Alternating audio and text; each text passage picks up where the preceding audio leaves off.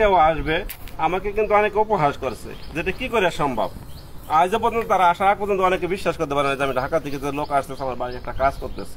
সেই জিয়াউর ভাইয়ের কাছে একটু যাইতে চাই যে আমাদের সাথে তার প্রথম দেখা কিংবা আলোচনায় কেমন লাগলো, প্রথম দেখা থেকে শুরু করে আজকে বিল্ডিং এর লেআউট পর্যন্ত আসছি। এখন ভাইয়ের কাছে সরাসরি চলে যাবো। আসসালামু আলাইকুম। আলহামদুলিল্লাহ।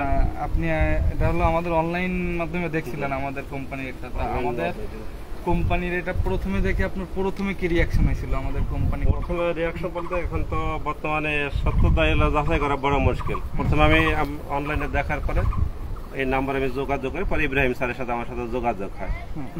ইব্রাহিমের সাথে যোগাযোগ হওয়ার পরে বললাম আমি এইভাবে কাজ করতে পারি, আমাকে ভালো একটা আশ্বাস দিল। তখন আমি শিওর হইতে পারিনি।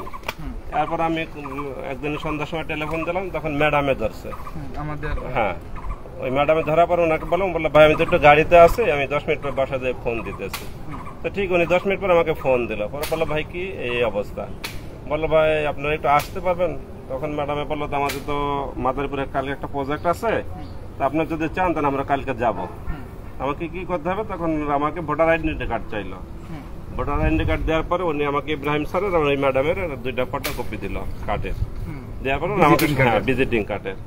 তখন ম্যাডামে বললো যে, এবং ম্যাডামে বললো যে আমাদের আর একটা সিস্টেম আছে কি, কালকে আমরা 2 জন লোক যাব।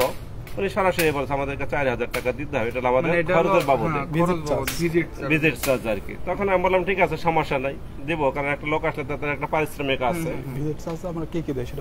তখন আমি ম্যাডামে বললো যে কালকে আমরা সকাল 10টার ভিতরে আসছি। আলহামদুলিল্লাহ ওনাদের কথা কাজ আমার যথেষ্ট খুশি হয়েছে। ওনারা 10টার সময় আমার এখানে আসছে এবং গাড়িতে ওঠার আগে আমাকে ফোন দিচ্ছে, ভাই আমরা রওনা দিচ্ছি।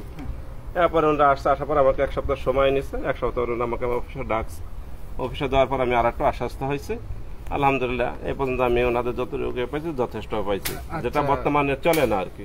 আচ্ছা, আরেকটা জিনিস একটু শুনে যাই, এই যে আপনার কাছ থেকে 4000 টাকা নিলাম, এই 4000 টাকার বিনিময়ে আপনাকে আমরা কি দিছি?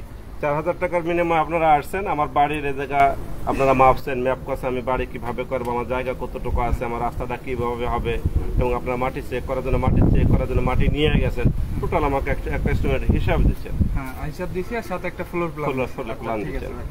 আসলে বিশ্বস্ততার জায়গা থেকে আপনি প্রথমে তো আমরা সবাই বিশ্বাস করতে পারি না, তো বিশ্বস্ততার জায়গা থেকে আমাদের কোম্পানি আপনাকে কতটুকু স্যাটিসফাইড দিতে হচ্ছে? না, আমি সেটা এখন মনে করি যে আমার নাম হলো, আমাদের পদবী মোল্লা, তারাও মোল্লা। আলহামদুলিল্লাহ মোল্লা হিসেবে বর্তমানে এই প্রতারণাটাই বেশি, কিন্তু তাদের কাছে যতটুকু পাইছি ওটা আমি তাদেরকে ধন্যবাদ দিয়ে ছোট করবো না। এ পর্যন্ত যতটুকু তাদের কাছে পাইছি, একটা ভাইয়ের কাছে একটা ভাই যতটুকু পাইছি আমি ততটুকু পাইছি।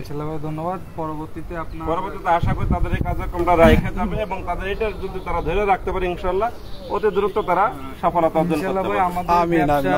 সততা হলো আমরা সব সময় মেনটেন করি যে সততার সাথে কাজ করা। আমাদের মূল ব্যবসার মূলধন হলো আমাদের সততা।